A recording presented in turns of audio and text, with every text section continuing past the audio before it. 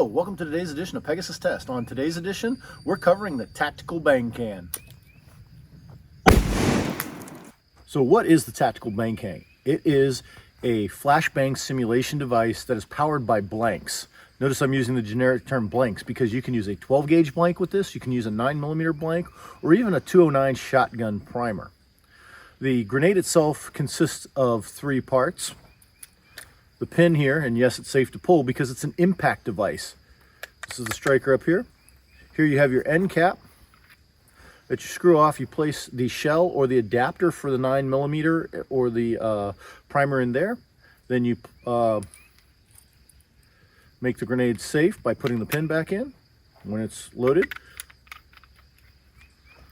And now this device is ready to go. The coolest thing about it, even though the plunger's up here, you don't have to drop it on the plunger. Obviously, that's going to guarantee your best chance of detonation, but it's designed with enough inertia in it that if I pull the pin and dropped it straight down and hit this end opposite the plunger, it would still go off. Drop it from the side, it'll still go off.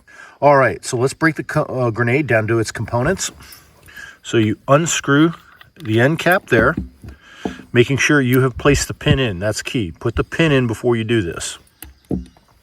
You then take a blank shotgun shell in this case, slide it into the chamber, make sure it fits. It should be flush except for this little section right there that allows you to pry out the expended case once you've used the grenade. Then with the pin in place, screw it in until you get a very nice tight seal, and the grenade is ready to go. All right, forgive us for some camera gremlins where we lost the sound here.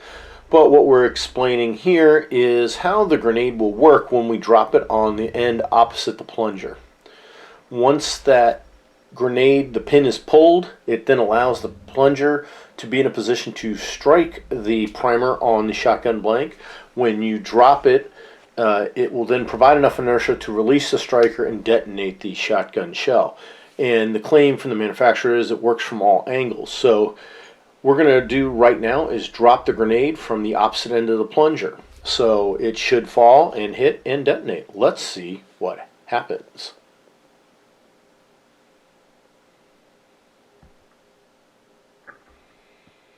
Pull the pin. And it did just exactly what it claimed to do. Alright. We know that this will work falling on the vent end of the cap in addition to the plunger. Now let's see what happens if we were to drop the grenade on its side. So you've tossed the grenade, it lands laterally, landing neither on the plunger nor the end cap. Will there be enough inertia to actually set off the grenade? Let's find out.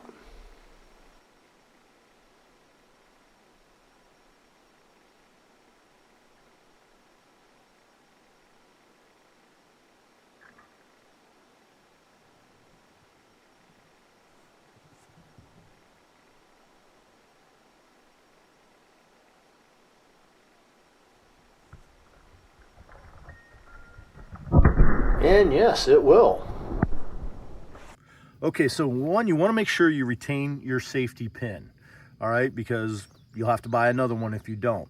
The grenade we know has been expended, so all we do is undo the end cap from the grenade and remove the shell. And just repeat as you saw the sequence at the beginning to load up and use it again. This thing's expected to have a lifespan of at least 250 rounds. I can say we've been using these things at the Moons Out, Goons Out 24 match, and we had no problems with them. They worked very well. Each grenade we has had hundreds of rounds through it, and it's holding up, and they're working just as good as they did the first time they were used. Okay, so here you have the adapter. This allows you to use either 209 shotgun primers or 9mm blanks. Right now, this is the end for using the shotgun primer. If you invert it, you can go ahead and put in the 9mm blank. And it works the exact same way as the shot shell does. As you can see here, they're roughly about the same size. So you just take and set it in to the end cap. Put your pin in.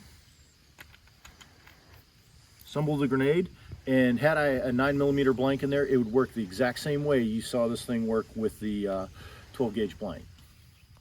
All right, flashbang simulation devices are interesting thing, and they're good training value, as some of the rulings from ATF has made acquiring stuff like the M13 or the Enola Gay 3.0 somewhat problematic.